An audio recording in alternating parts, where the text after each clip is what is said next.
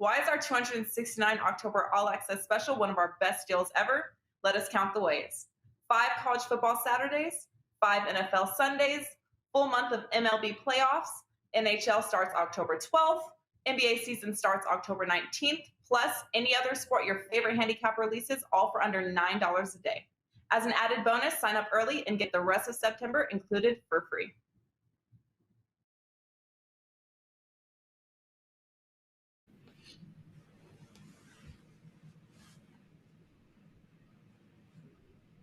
All right, guys, welcome in. And, happy Thursday already here as we're getting ready to say goodbye to September.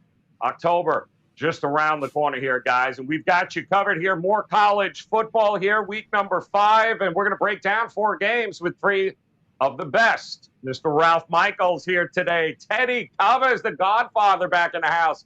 And, of course, Mr. Dave Cokin here to try to give you guys some insights here across college football. And Ralph, I'll come to you first, my friend. Has your week been? What's new and exciting in Ralph Michaels' world at WagerTalk.com? Well, Joe, full disclosure, last weekend was one of those weekends that every handicapper dreads. They happened to everyone, and I had a 5% on both Saturday and Sunday that went down. So a complete rarity for me. Hopefully that anomaly has passed. We're looking to turn it around, and we will clearly do that this weekend. Absolutely, we will. It is a marathon, not a sprint, Teddy. That's what they say, my friend. And you continue to roll here, Teddy. If my numbers are correct, I'm looking at, 30-19 since November of last year? What is that, 61%, my friend, continuing to roll. Congratulations, man. Yeah, I mean, the college football off to a profitable start. The NFL off to a profitable start. Major League Baseball has been good down the stretch. 14-6 all sports over the last 10 days, so 70%. No complaints there. And the full card will be up and available for NFL and college by tomorrow at this time. So over the course of the next 24 hours, I'll have everything posted for college and the NFL. You can check all those plays out over at WagerTalk and or sportsmemo.com. And it's worth noting the big tickets, the 5% plays.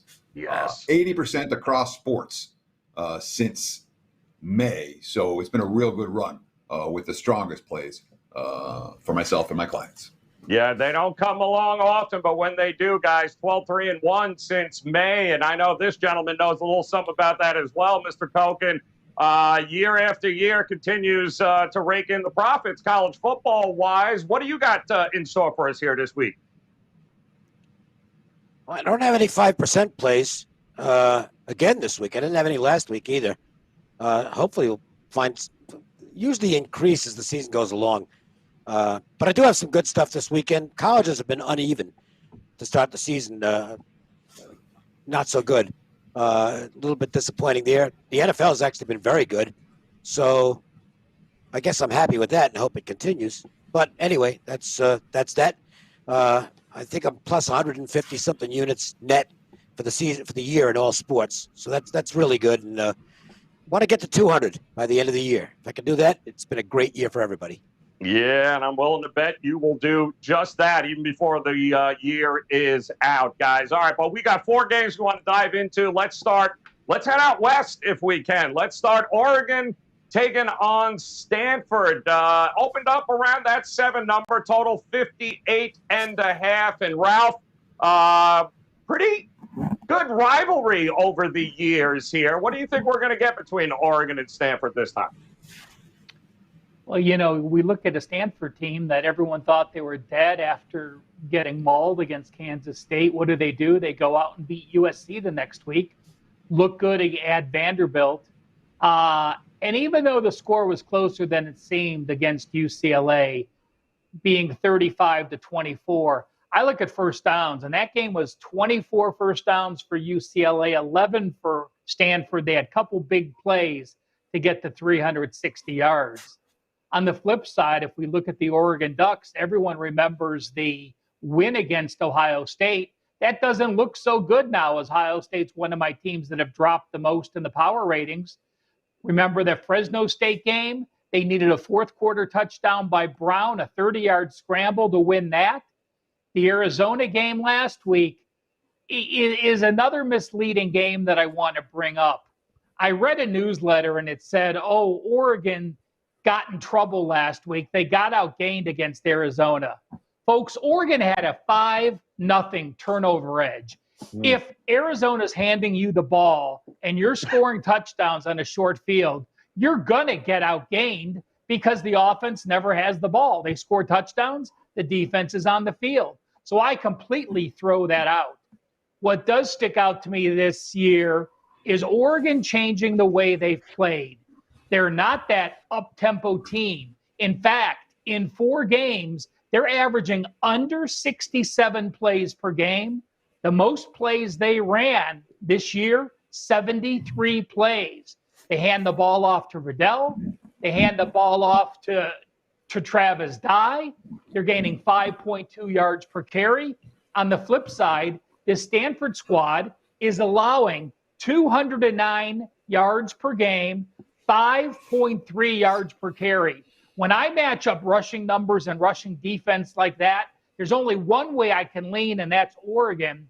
But because Oregon's slowing the tempo, because Stanford's going to slow the tempo, I actually like the under more. I think there's value at 57.5, and I'm looking for a lower scoring game. All right, looking for the under in this one. And Teddy, let me ask you, Stanford's got a problem stopping the run. Not necessarily a great matchup for them if they're going to have problems stopping the run here. What do you think we're to see? No, and Stanford has given Oregon more trouble than any other Pac-12 team. You know, last 9 meetings, Stanford's won 5 times. They've derailed Oregon, an undefeated Oregon team, multiple times during that span. And obviously, right now, hopes for the Ducks are sky high. I'm certainly with Ralph in looking at the under in this ballgame, and even more so considering that Kayvon Thibodeau is supposed to be 100% this week. He played 10 snaps in last week's game against Arizona. Mario Cristobal, quote, he looks normal, looking good for Saturday. And when you look at the quotes from players around Thibodeau, you understand, well, again, this guy is predicted to be the number 1 overall draft choice in the NFL next fall, according to Mel Kiper and company. And with him on the field, that Oregon defense is different. You know, here's safety Vernon McKinley III. Quote, whenever we have pressure up front, and you don't know who's going to give you that pressure, when you try to slide to Thibodeau, and here comes Mace. You try to double team Darius, and here comes Thibodeau. You have Kirsten Williams. You have Jason Jones, who's been doing really well. You have Noah Sewell shooting gaps. It keeps people on your toes, and of course helps us in the secondary because there's pressure up front. So you don't have to cover as long. And if you do, there's going to be bad decisions made. Oregon's been forcing turnovers in bunches, even without Thibodeau in the lineup the last couple of weeks. In fact, 9 turnovers created again. 1 was against Stony Brook, 1 was against Arizona. Not teams as good as Stanford, but they've only turned the ball over once all year. If they do that here, they're going to win this game and cover this point spread. All right, there we go. And Dave, let me ask you, defensively here, they're going to have their hands full, this Stanford team. What do you think we're going to get from them offensively? Well, I don't think Stanford's very good. And the win over USC, yeah, that meant a lot. USC fired the coach after the game. So, you know, and USC, they beat up Washington State after they fell behind 14-0, but Wazoo's not very good. And then USC, well, we saw what happened to them last game. So they're, you know, who cares about them? Oregon had a bye week last week. They played Arizona. That's a bye week. Okay, Arizona can't play. And Oregon was not geared up for the game. They did enough to get through. And this is bigger for them. Stanford's a team that's given them some problems. It's on the road at Stanford. They're going to take this opponent seriously. I really like what Cristobal's doing with this team. Coaches grow. Coaches evolve. And I think Cristobal is showing indications of his evolution as a coach. In the past, and it actually bugs me with a lot of coaches when they will run the same system regardless of the personnel they have. Oregon, with the personnel they have this year, it's a better defensive team than offensive. Not to say they're bad offensively, but their strength is defense. So why play super fast at warp speed? Keep your defense fresh. Drive the ball down the field. Eat some clock. I really like the approach. that he's taking. And look, that win at Ohio State might not be what they're cracked up to be or what they've been in past years. They're still a really good football team. And going into Columbus and playing the way they did without two of their best defensive players, that was impressive. Oregon's got too much for Stanford. I made the number 9, so there's not a ton of value. I don't think Stanford's awful, so I think they can compete here at home. But I don't see where they're going to get their points from. So I would agree with both Ralph and Teddy that if you're going to bet this game, I think under might be the best way to look. All right, good stuff. 2014, last time Oregon started the season 4-0. They made it to the national championship that year, but they did lose game number 5.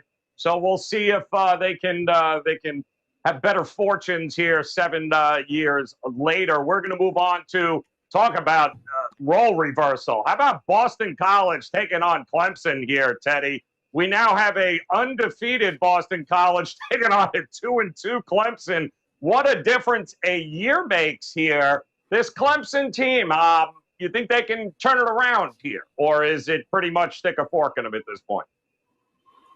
Well, when you're talking about a Clemson team that now is no longer playing for a national title, and we're still talking today in September, obviously it'll be October when they play, but that's not a good sign for a team laying double digits. And there are other bad signs for the Clemson Tigers here.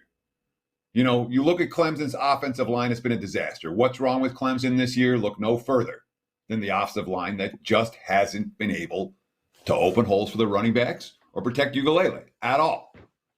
You look at the matchup of BC's offensive line versus Clemson's defensive line. And BC, again, this is an offensive line that came into the season with like 140-something, 146 career starts. 4 of the 5 players on the line have gotten some level of all ACC recognition, whether it's, first team, second team, honorable mention. It's a loaded offensive line. And oh, by the way, Clemson this week, both Tyler Davis and Brian Breesy, both of whom were preseason All-ACC, both were preseason All-American candidates. They're both going to miss the game. They both might be out for the rest of the year. And that's a huge loss for Clemson. So I'm not a fan of the backup Boston College quarterback. Rosselli got me a win last week. It wasn't easy. It wasn't pretty. When he threw the winning touchdown pass, I was like, no, don't throw it. Oh, okay, good, touchdown. But that's the way it feels with Grossell throwing the football. And Clemson's defense, if BC falls behind and has to throw, they're dead. This one's going to get ugly, potentially. But on the other hand, I'm not convinced Clemson can run up scores right now. It's not a good offensive ball club, much like the first game we talked about, and much like every game we talked about last week on the show for whatever reason. I keep liking these unders. And this one, to me, like first 1 to 20 wins. I don't see either of these teams moving the ball up and down the field. If I had to play a side, it could only be the underdog. Dave, there's not a lot of upperclassmen seniors on this Clemson team that ever been 2-2 at this point in the season or lose 2 games early. So how do you think this team reacts when they come out against BC? They got a great coach. And I think that's going to be a big plus for them. They're not going to give up in the season. They're Clemson. And there's still plenty to play for, even if it's not the playoffs. And I think you'll convince them of that. The Clemson losses, look, losing to Georgia, Georgia might be the best team in the country. I mean, Georgia is just, they might be as good as Alabama. I want to see those 2 teams meet. That would be some game. They barely beat Georgia Tech, but I used Georgia Tech plus the points against Pittsburgh this week. I took Georgia Tech plus 3.5. It's my free play, and it is one of my selections. It's a 3% play. I think Georgia Tech is a team on the rise. And then they lose to NC State. When we go back to the ACC preview show we did, Joe, yep, I really like this NC State team. Yep. I think it's the best defense they've had in goodness knows how long, and a serviceable offense. So those losses aren't terrible. And they're stepping down in class, in my opinion, to face Boston College. Now, I might not say that. In fact, I wouldn't say that if Jerkovich were playing. But he's out for the season with a hand injury. And Teddy already talked about Grossell. I gave him a pass. I didn't downgrade them that much at first. It's like, well, this guy, he's started a lot of games in his career. He should be serviceable. He wasn't good against Temple, but it's like, well, shaking off the rust. He wasn't good against Missouri. Okay, they won the game despite Grossell. He can't throw the ball deep. Okay, he doesn't have the arm. And now there's film on this, and Clemson's going to say, look, they're going to dare him to throw the ball long because he just doesn't have the gun for it. And they're going to take away some of the intermediate stuff, which is the stuff he can throw. They're going to take it away. Missouri didn't do it last week. Clemson will. Clemson's a lot better defensive team than Missouri. Make no mistake about that. And now they've got film to work with. Boston College does have an excellent offensive line.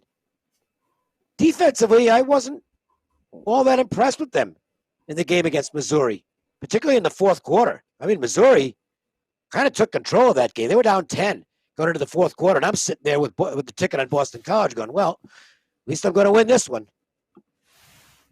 Got out of there. I'm glad it ended when it did in the overtime. They managed to kick a field goal after blowing the lead and got the game to overtime, and then they won it. So I was very happy with that. I wasn't happy with much else last Saturday. But I came out of that game saying, you know what, this Boston College team might be in for some trouble. And now they're 4-0. So they're going to get everybody's attention. I can't lay it here for a selection. It's on my lean list. But I do think Clemson comes out in a matchup which I think is kind of favorable to them, even with a couple of guys missing from their defense. If they can contain the Boston College run, they got them beat, and I think they will. I make it about 17. Lean to the Tigers minus the points. It was a very entertaining game with Mizzou and BC last week. But Ralph, this matchup last year was pretty damn entertaining as well. I believe Trevor Lawrence, that he had missed the game, and this was his first game without him. And boy, BC just punched them right in the mouth to start the game. But then Clemson realized they were Clemson. What do you think we're going to get for a repeat performance here?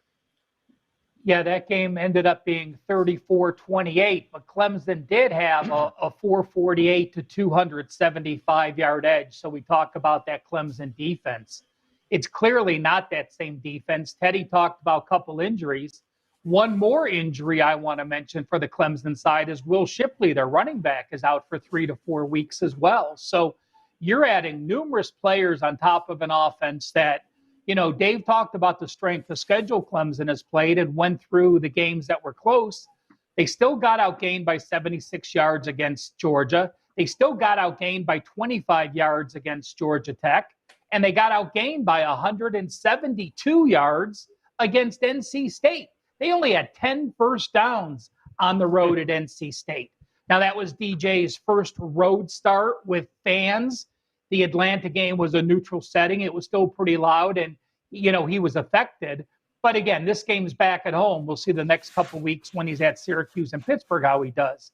But, I break down, and it feels like I've been in Vegas forever. But Dennis Grossell went to St. Ignatius in Cleveland, and I watched probably 4 or 5 of his games. Ignatius, a powerhouse in Cleveland with St. Ed's, and back in 2015 and 16 when he was playing, you saw that he had a decent arm, but even when he made sideline throws back then, it wasn't like some other quarterbacks you see.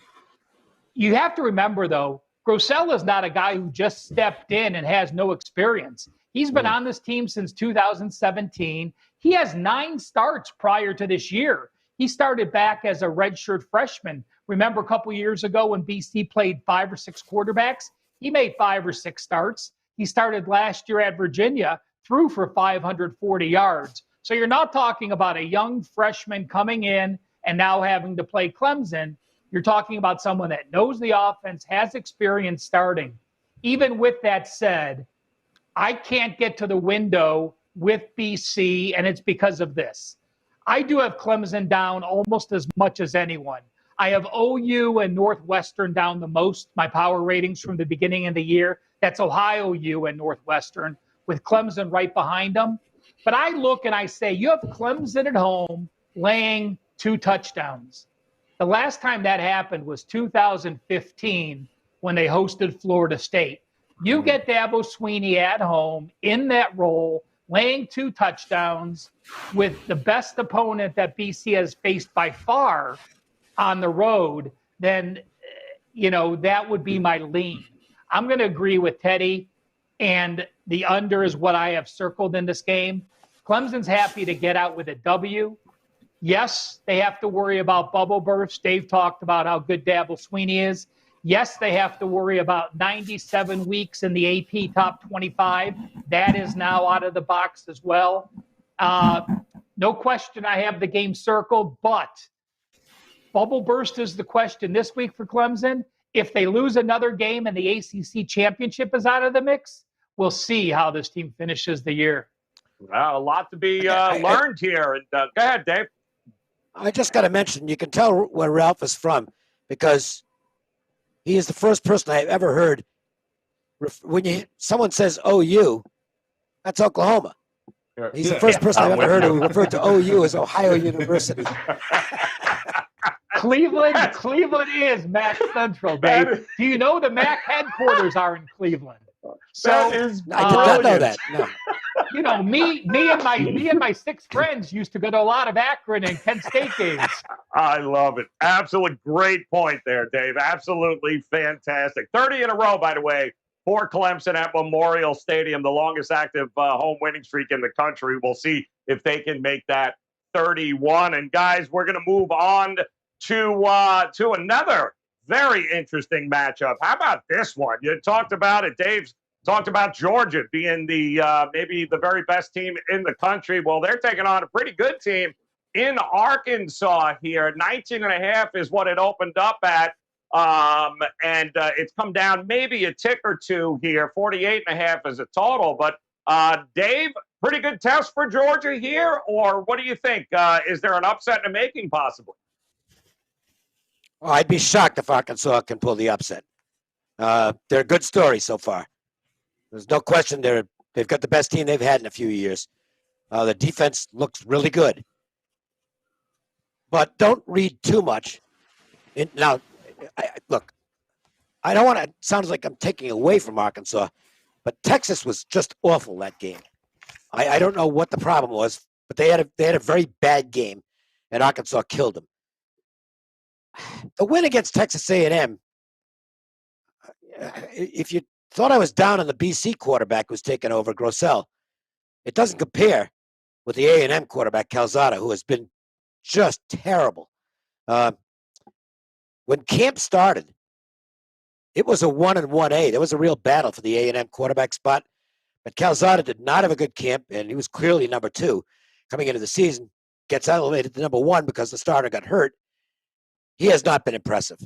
He was not good against New Mexico, a team they should have beaten by 50. They won 34-0, but Calzada wasn't good. He was tentative in the pocket, didn't make good reads, wasn't particularly accurate with his throws. And then last week, moving way up in class from New Mexico to Arkansas, he was dreadful. So it sounds like I'm taking away from Arkansas, and I guess I am to some extent.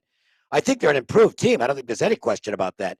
I think the quarterback is turning out to be better than I thought he would be throwing the football. I knew he could run, but I didn't know he could throw. He's improved. But they're stepping into a lion's den here.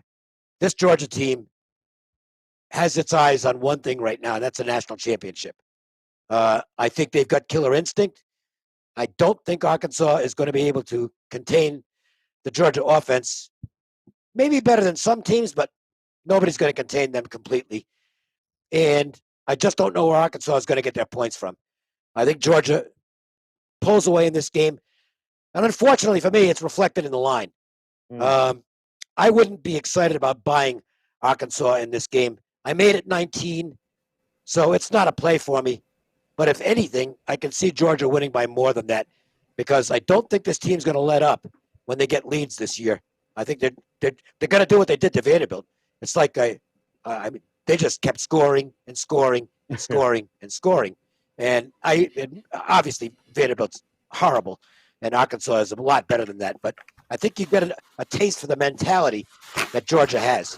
They've got that pedal to the metal instinct, and that makes them a tough team to go against. So I'll side with the favorite here. All right, he's leaning towards the favorite. Ralph, this is a pretty scheduling-wise, right? You got to go up against A&M. Now you got to go up against Georgia. Tough spot here for Texas, for Arkansas, rather. Yeah, and how about getting beat up against Georgia on the road and then having to go play Mississippi and your defense be on for 100 plays next week? So we'll circle that next week and talk about that a little bit more. This Arkansas team impressed the hell out of me on both the O-line and the D-line against Texas and Texas A&M. But guess what? They're now going against a team that has a better O-line and better D-line. KJ Jefferson's had pretty much a completely clean pocket. He was sacked twice against Rice in the opener, no sacks against Texas and Georgia Southern, and then he was sacked twice in a neutral setting against A&M. But if you watch that Arkansas-Texas game, that was an incredible crowd at Fayetteville. Now what happens? KJ Jefferson goes on this road for his first start. Let's remember, these kids, KJ Jefferson threw the ball 41 times last year, but there were no fans. So now you're going on. You can't audibilize. You're not going to hear anything. You're going to hear a Georgia crowd that's incredible. You have a Georgia team that has, on the season, 14 sacks. And I'll tell you what, they didn't blitz UAB or South Carolina at all, and they had 3 sacks at both. So KJ Jefferson's accustomed to a clean pocket. Traylon Smith, who leads the team in receiving yards and rushing yards, has been banged up. He's been limited in practice. They're going to give him a go. But if he takes another hit and he's out, this Arkansas offense has nothing to it. Georgia rushing the ball for 4.8 yards per carry. That includes playing Clemson and South Carolina. I think Georgia controls the line of scrimmage. I lean with Georgia in this game, but I'm going to give out another under. All 4 games, I look to the under, and I think that Arkansas is going to just control the ball and do what they want. I'm looking at the WagerTalk college football logs. You look at Georgia, their first couple games, 61 plays, 60 plays, 66 plays. You look at Arkansas, 64 plays, 66 plays, 73 against Georgia Southern, and 68 last week. When you have 2 teams that want to run and you're expecting in the low 60s for both teams to run the amount of plays, always a game that I'm looking at the under. All right, looking at the under. And I don't know what it is, Teddy, on the shows you're here with, man. Last week it was under. Everything's done. You're already 2 for 2 on the unders. Are we making it 3 for 3 with this Arkansas-Georgia game? Yeah, absolutely. Look, and it won't be that way for the last game, I promise. But this will be my 7th consecutive under recommendation on college football today. And I agree with everything that Dave said about why I don't want the Hogs in this ball game. Again, these 2 teams played last year. All right. And what's the final score? It was 37-10. Georgia was minus 28, so a cover for Arkansas, but obviously anything similar this year. And the point spread is not the same as it was a year ago. A lot more respect for Arkansas now than there was in Sam Pittman's first year. All that being said, I mean, look, it's a Razorbacks team that's gone, 4-8, 2-10, 2-10, 3-7 the last 4 years. You look at their defensive talent level; they don't have anybody that's going to the NFL on the defensive side of the football. And on Georgia, everyone on the defensive side of the football, every starter is going to play in the national. I mean, literally, every one of them. If Arkansas falls behind, which at some point I expect they will, I don't know how they get back in the game. KJ Jefferson, this is a dynamic offense when they can run the football. Against Georgia, where I don't expect them to run the football, I'm not convinced the passing game is going to work. Now, Pittman's been an incredible head coach when it comes to cashing tickets as an underdog. And I still don't love JT Daniels, and that's my concern here for Georgia in terms of laying the point. So maybe the under is the best bet in this one. It's certainly the way I would look. There we go. Shocker, Teddy. Under it is. The Hogs, not one first quarter point given up yet so far this year. We'll see if that changes against Georgia. We do have one more game on the ticket here today we're going to talk about, and why not? Arizona State taking on UCLA. 55 is an open 4 for UCLA here. And Ralph, I'll come back to you. Talk to me here about the Bruins going up against Arizona State in this one. Well, everyone, is talking about, oh, Jaden Daniels, he's back. Look at the game he had, 439 yards against Colorado. If you watch that Minnesota-Colorado game, you know how bad Colorado is. So, your other wins are against Southern Utah and UNLV. So, let's see. You've been a 44-point favorite, a 34-point favorite, a 14-point favorite, and in a game you laid a 3.5 at BYU, you lost that game by 10 outright and couldn't do anything. So now going to UCLA, and I'm not comparing UCLA's home crowd to Georgia or any SEC or Big 10 or Big 12 team. We know the Rose Bowl's not going to be full. We know that, those fans aren't as loud as some, but you're still going on the road and playing a Pac-12 competitor. I have an offensive line of scrimmage edge to UCLA. I have a defensive line of scrimmage to UCLA. Charbonneau running the ball for 7.8 yards per carry. UCLA running for almost 200 yards per game. To me, this seems way too light. Yes, UCLA lost to Fresno. That's the same Fresno State team that almost beat Oregon, and that's the Fresno State team that I have up in my power ratings as much as anyone. So, that loss doesn't look so bad to me. I think they bounce back. And while it's too early to talk about a team worn out, let's remember Arizona State's playing their 6th straight game, while UCLA had that bye before Fresno State came out flat and then looked better that second week against Stanford. Just to say that I did what Teddy did last week, I am going to give an opinion on the under, so I could do all 4 as well, and we'll keep that running in the next week. But clearly my top opinion is on the Bruins. All right, Teddy's going under. Well, no, I'm only kidding. Teddy, the thing that interests me about this Arizona State team is that they've got 43 penalties in 43 games. That is not a Coach Herm Edwards style or type of team here. They're going to keep giving first downs and committing penalties against UCLA. It's going to be a long day for them, isn't it?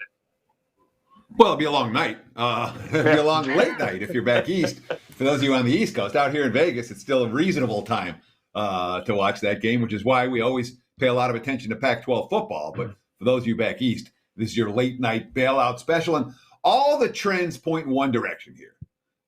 Sun Devils are 10-2 on the road against the spread on the road with conference revenge. 5-0 against the spreads of dog less than a touchdown. Kelly's 1-7-1 against the spread at home with the Bruins versus opponents coming off a win. Herm Edwards 11-4 as a dog for Arizona State. All of these trends pointing towards the Sun Devils, and I don't care about any of them. I flat out don't, especially in this point spread range. And this point spread range is who's going to win the game and how are they going to do it. And we talk a lot about DTR and the UCLA offense. We need to talk a little bit about the UCLA defense right now. And I'm not a college football stat guy, but UCLA is ranked number 6 in the country against the run right now. And that's what Arizona State wants to do. All right. You read some of these quotes out of the UCLA locker room, Odua Isabor, quote, "I think our performance now is what we should have done the last few years. It's been a long time coming, but we're starting to get where we want to be." He's defensive lineman, a senior. More. I feel like we have a great group of guys up front. That's not just pass rushers. They're literally going to run to the ball all the time. That's what we do. Even on the back end, the secondary, the linebackers, everybody on the team is going to run to the football. It's a much better UCLA defense than is being given credit for. And as Ralph said, Arizona State, the penalties have been a problem. The turnovers have been a problem. The mental miscues have been a problem. Do I trust this team to get a win on the road? I do not. We saw what happened when they went to BYU. Not a good game. UCLA's beaten them each of the last 2 years. I think they make it 3 in a row. I like the Bruins minus the points. All right, Bruins, the points it is. And what do you think here, Dave? You think UCLA just kind of steamrolls them here a little bit? Oh, no. No, I don't think it's a steamroll type game. I think it's going to be a battle. And I think it's going to be a defensive battle. UCLA's defense, Teddy pointed it out, it is vastly improved. It's the first physical defense they've had since Kelly got there. This team will knock you down. Okay, the Bruins have been a pretty soft defense, in fact, and that's been their reputation on them for the last several years. They'll put points on the board, but you can run right through them. Swiss cheese. Not tough, not physical. That's changed. Arizona State, I think, is I like the team. I think Edwards has really turned this program in the right direction, and I think they can compete with anybody in the Pac-12. And that includes UCLA, but I'm not sure they're going to get a lot of points here. The other factor that would lead me to believe this might be low scoring is that DTR, Las Vegas kid, and Vegas Strong, hashtag Vegas Strong, he really is. This guy is playing through injuries. He's getting banged up in every game, and you can see him on the bench. He is in pain, but he gets back out there and leads the team. He is one tough dude. And I think that's still got to be a concern. Is he going to be able to play 60 minutes of football in this game? It looked like he might be sitting on the sidelines at a critical point in the Stanford game last week, and he gutted it out. But he is definitely playing hurt. And I think Arizona State knows that, and they're going to go after him. So my sense is UCLA might try and keep it conservative here to make sure their quarterback stays protected. I think this could be a lower scoring game than many anticipate. So my lean in this game would be to the under.